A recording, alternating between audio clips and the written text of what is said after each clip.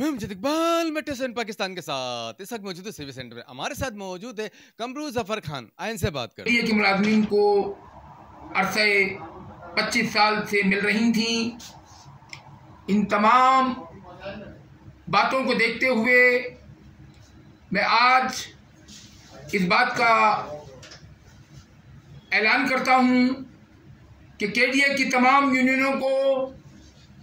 इस जानिब खुसूसी तवज्जो देना होगी कि केडीए के मुलाजमीन के मसाइल, जिसमें वक्त पे तनख्वाह, केडीए के मुलाजमीन जो रिटायर हो गए हैं उनके बच्चों की भर्ती, और केडीए में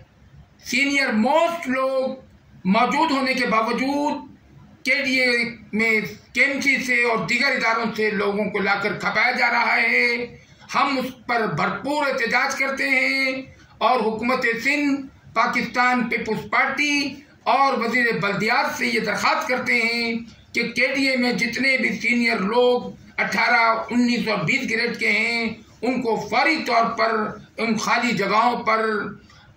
भर्ती किया जाए या उनका प्रमोशन किया जाए। हम चाहते हैं कि केडीए के हालात इस तरह से सही हों कि केडीए के अंदर कमर्शलाइजेशन, केडीए में हर माह नीलामी का आम रिवाज किया जाए, केडीए के जो प्लॉट जिनकी रिकवरी बाकी है उसको पर फौरी तवज्जो दी जाए, केडीए इंतजामिया इस जानिब तवज्जो दे और केडीए में खास तौर पर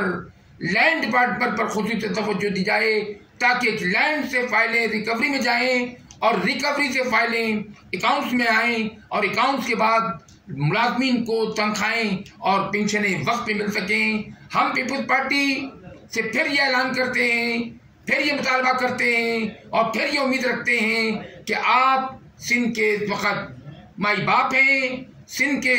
गरीब आवाम और गरीब मजदूरों के बादशाह हैं। आपको चाहिए कि मुलाजमीन केडीए, खुसूसन केडीए मुलाजमीन की जानिब तवज्जो दें कि जो इस हालत में गुजर रहे हैं कि उनको 2-2 माह की तनख्वाह और 2-2 माह की पेंशन का इंतजार करना पड़ता है। केडीए इंतजामिया से दरखास्त है कि 1 तारीख से 10 तारीख तक केडीए मुलाजमीन की तनख्वाहें और उनकी पेंशनों का एहतमाम किया जाए और जितनी इस वक्त रिकॉर्ड तनख्वाह बाकी है या पेंशन बाकी है उसको फौरी तौर